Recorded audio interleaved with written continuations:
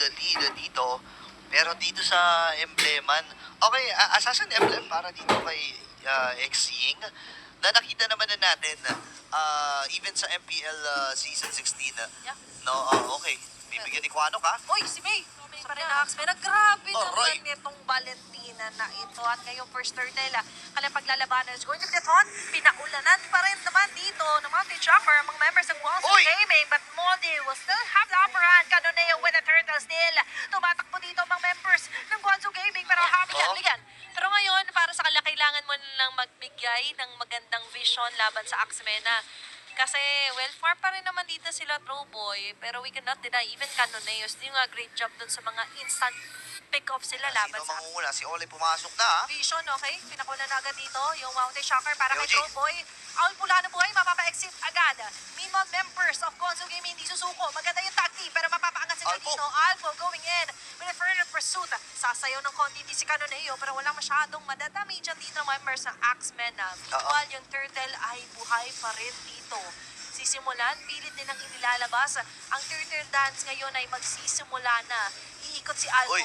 Habang si Modi naman ngayon is doing a great job. Pero hindi enough para ma-zone out ang mga members ng Axmena. tayo muna sila dito, mahabol si Speedy. Ngayon si All, kiklear lang muna niya yung gitna. Buhay na rin naman si Kwanok, so 5v5 uli ang magiging action, pero nauna na si Alpo, Okay? Siya na magiging starter dito para sa Axmena. Follow up here para kay Speedy. Pero abante pa rin. Yung Polestar mo na even the final subject connect. Kaso nga lang yung dami siya hindi aabot. Uy! Axmena on the other hand. Mahuhuli sila dito ni Owl. Kaso nga lang nasaan yung respo. Naipit to sa pinakalikod. Alpo as well doing a great job doon na ma-zone out ng mga members. Owl! Nagamit mo kagad yung ultimate niyan, tapos tayong mauna. Oo, may kalambutan talaga ang isang Sora. Pero hindi natin madadala maganda ito pang clash. Minus clash. Kasi yung clash ngayon ay papabor nga ba para sa Axmena. Na-commit na dito ultimate para kay Aula. At ngayon yung AOG. AOG naman ay wala tatamaan. Pero mas tatamaan sila dito ng mga bala or rather ng mga aron magagaling kay True Boy. Aula ay Si Aul- naipit na corner pa. Makakaligtas pa.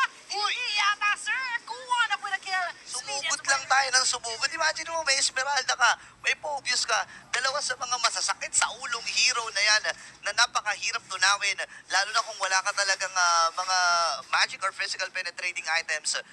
And ngayon ang Guangzhou, inaantay lang nila ang pagkakataon na makakuha at makabalik itong si Canoneo, pero inaagawan na siya ng resources. Nakuha man niya yung kanyang orange buff, pero yung Lord ay nasa itaas na bahagi. Kailangan nilang salubungin to, Siyam na minuto.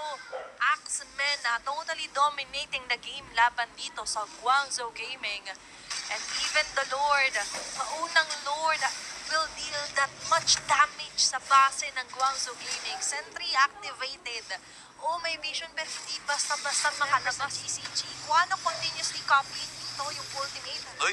from Owl. Pero Si May. tumalon na agad dito. Even if Further Pursuit is activated. Kaso madadali ang Hala! There's going to be needs and kill. Pero kano na yun? Nakaligtas! Nakautak dito sa Axmena. But on the other hand, maiiwan yata si Owl. Mapapaplikar up flicker in the dito si Speedy. Pero to the rescue naman sila X-Ying. Falling Starmon ay na-commit na rin. May na mag-react. Medyo bawal ka nervyusin dito. Bawal ka nervyusin. magulat. Kasi ngayon, tatalon na rin si Speedy. Mamadali ba sila? Hindi. Kalahating buhay dito ng Modi. Ayaw niya Baba. malapitan. Nakalapit man si May. Pero yung respo ay hindi halos makasilip doon sa Lord. Pero abante, kinumit agad yung final search. Ice cream lang ang kalamatitira ka. Kulang. Sa Mensa, pero kulang pala. Yung magiging damage dito, pero sapat naman para sa Axemen. Canoneo ay nakalusot. Dalawa para sa isa. Gagagawa niya ng pagklaseng pasikot-sikot dito sa Lord. Grabe si Canoneo dito, no? Alam niya kung sino rightest target, Unahin natin si Troboy. Paulit-ulit to, Tuwing magsisimula ang Oo. teamfight, lagi niyang nababati si Troboy. At ngayon, he's unstoppable. Yung Frozen ay na-activate na rin dito with the Winter Crown. Flicker. Pero meanwhile, si Speedy ngayon ay mapipilitan mag-flicker out. Meron pa namang immortality. Pipilitin ba yung Bilis. Brook? Hindi. Nagmamadali. Pero yung final slash ay aabot din. Alpho and Speedy ngayon na may Ay! ibig corner sila. Nowhere to go but to go down. A shutdown kill. Joy God sa M7 wildcard stage at ngayon may tsansa na kumuha ng puntos. Lord ay mamarcha sa may bandang gitna. At dyan yung final slash na naman. Wala na boy, napaatras si Troboy. Naabutan pa rin